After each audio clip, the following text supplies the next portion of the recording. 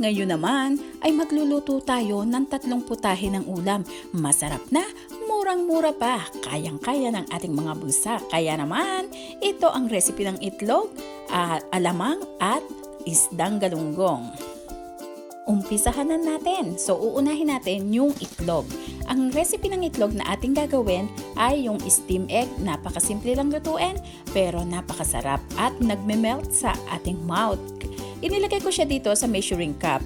Ayan, merong kulang ng konti kasi kung gaano karami yung itlog, ganun din ang dami ng ilalagay nating tubig mamaya.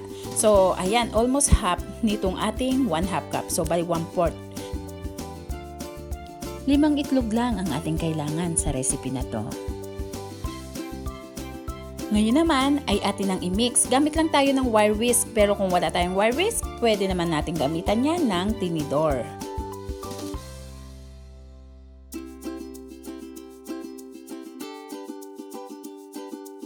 Ngayon naman ay lagyan na natin ng tubig. Nasabi ko nga, kung gaano karami yung itlog, ganun karami yung tubig na ilalagay natin. Kaya sinukat ko yung itlog kanina dun sa ating unang paglalagay. Ayan, at atin na namang i-mix mabuti.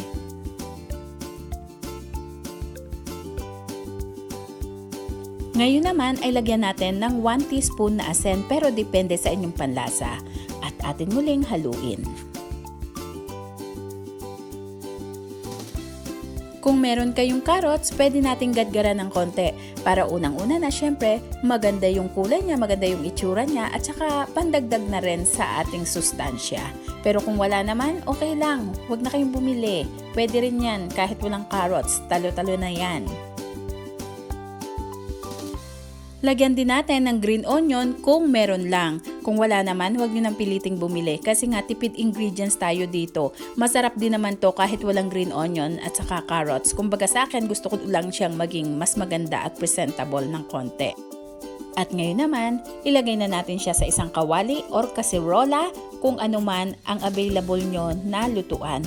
Hindi na natin kailangan gamitin pa ng steamer. Okay na to, diretsuhan na. At ang takip na gagamitin natin ay yung padome. So ang ginamit ko, ito na lang bowl. Kasi pag pa-steam yung egg, umaangat siya. Kaya kailangan padome yung ating gagamitin. So ayan, ganyan lang kasimple. At ang gagawin natin ay medium heat lang. Pero lalagyan natin ng kaunting awang para hindi sakop na sakop yung init. Medium low heat tayo at lulutuin ng 7 minutes. At after 7 minutes, eto na ang ating steam egg. Kaya naman, go tayo sa second recipe. Ang gagawin naman natin ay tortang alamang with repolyo. So, mga 1/4 lang na repolyo or mga 2 guhit na repolyo, okay na yon. Hihiwain lang natin ng maninipis.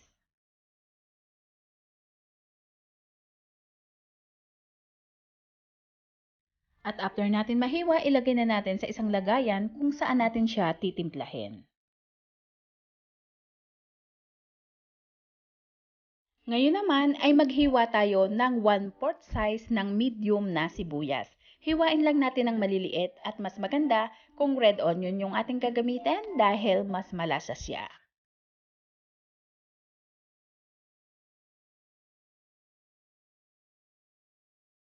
At isama na natin dito sa ating hiniwa-hiwang repolyo.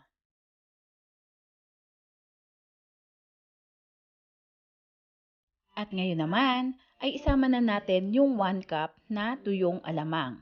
Ating haluin para magsama-sama itong ating mga ingredients.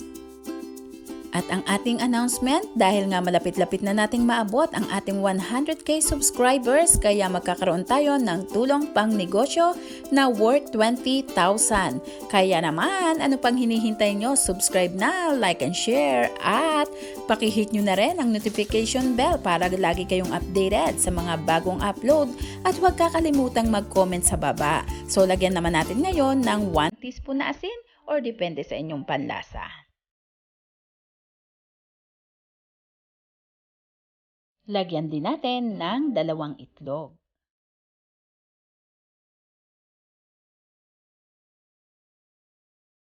Lagyan din natin ng konting paminta. At haluin nating mabuti para yung lasa ay sumama dito sa ating repolyo.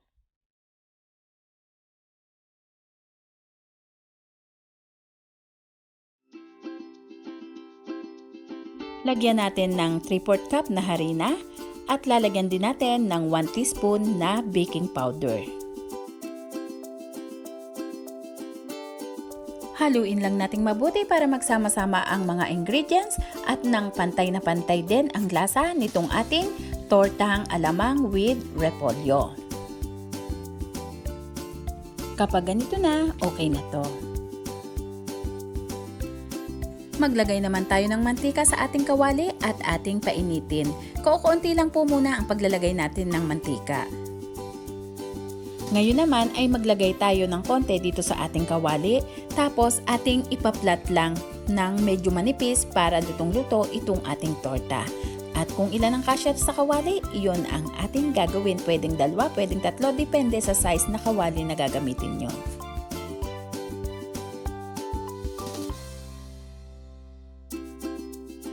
Lulutuin lang natin ang magkabilang side at ating uulit-ulitin sa parehong proseso hanggang sa maubos itong ating mixture. Ito na yung ating tortang alamang with repolyo, kaya naman punta na tayo sa ating pangatlong recipe. Ito yung ating galunggong, nilinis ko na siya. So kung paano ba natin hihiwain or tatanggalan ng tinik, ganito yung ginawa ko. Hiwain nyo lang sa likod ng galunggong. So ayan. Iwasan nyo yung tinik and then sa kabilang side, hiwain nyo rin, tanggalin yung tinik. Bali magiging 3 hati siya, yung tinik at saka yung dalawang side. At tanggalan nyo na rin ng ulo yung galunggong para mabilis yung ating paghihiwa. Huwag po nating puputulin yung paghiwa. Kailangan meron siyang natitirang allowance dito sa may bandang buntot.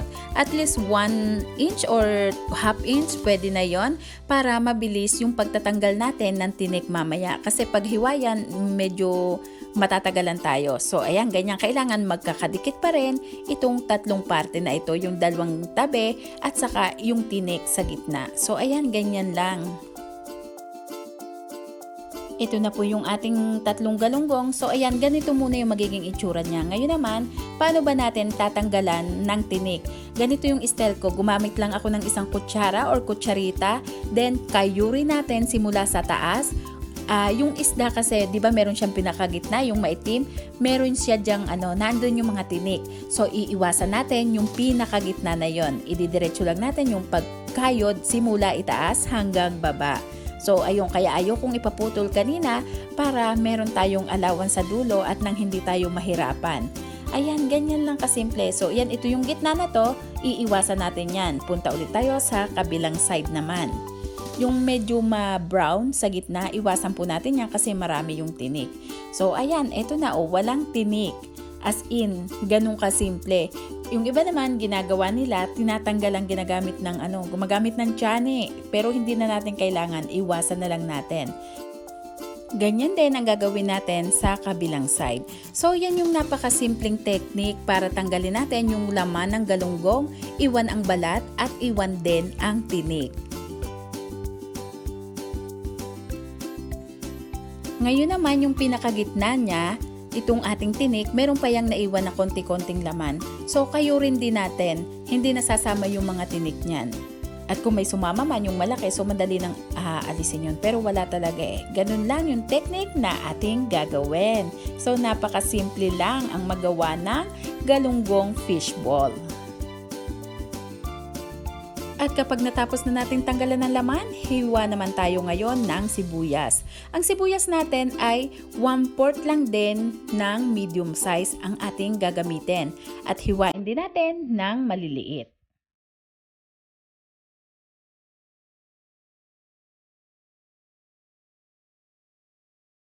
At isama na natin dito sa laman nitong ating galunggong. Ngayon naman ay pitpitin at hiwain natin ng maliliit ang 4 na butil ng bawang.